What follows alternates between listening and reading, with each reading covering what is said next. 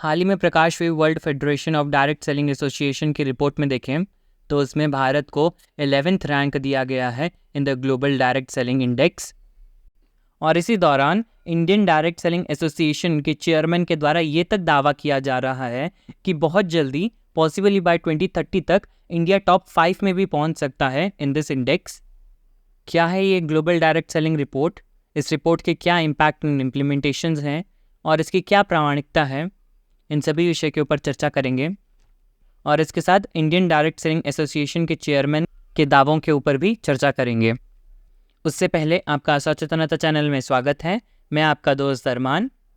तो पहले हम WFDSA यानी कि world federation of direct selling association के बारे में जान लेते हैं। तो ये एक नॉन गवर्नमेंटल वॉलंटरी ऑर्गेनाइजेशन है जिसकी स्थापना 1978 में हुई थी इन वॉशिंगटन। और ये यूनियन ऑफ नेशनल एसोसिएशन पूरे विश्व भर के डायरेक्ट सेल इंडस्ट्री का रिप्रेजेंट करता है। और इस फेडरेशन से एसोसिएटेड देशों की अगर बात करें तो इसमें लगभग 57 कंट्रीज़ ऐसे हैं जो इससे जुड़े हैं from all over the world.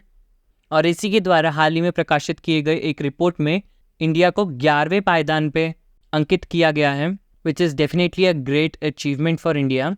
और इस रिपोर्ट में बताया गया है कि भारत में 2022 के रिटेल सेल्स की बात करें तो वो 3 बिलियन से भी ज़्यादा थे, विच वर अराउंड 26,850 करोड़ रुपीज़, जिस कारण से कि इंडिया अपनी पोजीशन को पुशअप करके 11th पोजीशन पे पहुंचा है। और इस रिपोर्ट में आगे ये बताया गया है कि इंडिया में डायरेक्ट सेलिंग में 5.4% की ग्रोथ दर्ज की गई है ओवर 2021 रिटेल सेल्स।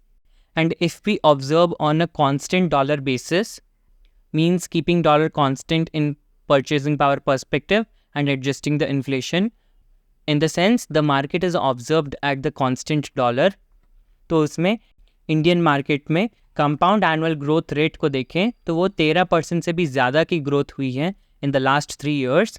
जबकि ग्लोबल डायरेक्ट सेलिंग इंडस्ट्रीज़ को देखें तो उसमें 1.5% की गिरावट दर्ज की गई है, which is up to $172 billion। इसीलिए ये भारत के लिए बहुत बड़ी अचीवमेंट हो जाती है क्योंकि विश्व भर में there is a decline in the direct selling industry while in India it is flourishing. इस पर अगर हम डायरेक्ट सेलिंग को अगर समझें तो direct selling is actually a retail channel जिसमें कि ग्लोबली सभी छोटे बड़े ब्रांड्स और इसके साथ एंटरप्रेन्योरल कंपनीज भी अपने प्रोडक्ट्स एंड सर्विसेज को कंज्यूमर तक पहुंचाते हैं। एंड ये कंपनीज सभी प्रकार के मार्केट में अपने प्रोडक्ट्स को लॉन्च करती हैं, चाहे वो jewellery, cookware, nutritional, cosmetic, houseware, energy and insurance जैसे कई सारे फील्ड्स में इनके कई सारे प्रोडक्ट्स एंड सर्विसेज मौजूद हैं। इसके साथ इस रिपोर्ट में लिस्टेड टॉप 5 नेशंस को अगर देखें, हमेशा की तरह USA ही टॉप पर बना हुआ है, although there is a decline of 5% over 2021, but still with the worth of $40 billion, followed by South Korea, Germany, China and Japan. These are the top 5 retail sellers. इसके साथ इंडियन डायरेक्ट सेलिंग एसोसिएशन की बात करें जो कि India में इन मुद्दों के ऊपर काम करता है, द वे WFDSA जो काम ग्लोबली करता है उसी काम को नेशनल लेवल पर इंडिया में IDSA के द्वारा संभाला जाता है। एंड IDSA के चेयरमैन रजत बैनर्जी का कहना था कि इंडिया में डायरेक्ट सेलिंग मार्केट का ह्यूज पोटेंशियल है जिसमें कि निरंतर वृद्धि हो रही है एंड डेफिनेटली नेक्स्ट डिकेड के अंदर अंदर टॉप 5 ग्लोबल मार्केट्स में भी भारत अपनी जगह बना लेगा, क्योंकि the growth in India's retail cells have injected optimism in the mood off the industry.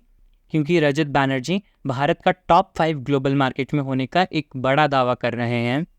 इसके पीछे उन्होंने consumer protection direct selling rule of 2021 को बताया, क्योंकि इस प्रावधान के लाए जाने के बाद भारत में डायरेक्ट सेलिंग इंडस्ट्रीज स्टेबल हुई हैं और इसके साथ इन्वेस्टर्स को भी कॉन्फिडेंस मिला है कि वो इनमें इन्वेस्ट कर पाए, जो कि ग्लोबल डायरेक्ट सेलर्स को भारत में आकर्षित करता है। परंतु अभी तक देखें तो डायरेक्ट सेलिंग इंडेक्स में जो टॉप 10 है उनमें से केवल 3 देशों का ही व्यापार भारत में मौजूद है, जिस पर कि रजत बैनर्जी चाहते हैं बाकी के टॉप देशों के बिजनेसेस की मौजूदगी भारत में हो, जो कि भारत के लिए निश्चिंत ही फ़ायदे का सौदा रहेगा। हाल ही में प्रकाशित हो रहे इस प्रकार के तमाम रिपोर्ट्स और सर्वेस को देखें तो उसके कंक्लूजन में भारत के ग्रोथ के ग्राफ में बढ़ोतरी ही दिखाई दे रही है, जो कि निश्चित बताता है कि भारत कई फील्ड्स में कई प्लेटफॉर्म्स पर आगे बढ़ रहा है। और भारत में जिन भी चीज़ों की कमी है, हम यही आशा करेंगे कि उन पर भी काम हो और जल्दी भारत उन सभी एरियाज़ में भी ऊंचे आयामों को प्राप्त हो। आप इस पूरे विषय में क्या राय रखते हैं, कमेंट सेक्शन में अपनी राय ज़रूर लिखिए। इस वीडियो के लिए इतना ही। आपका सचेतनता चैनल में आने के लिए धन्यवाद। See you in the next video.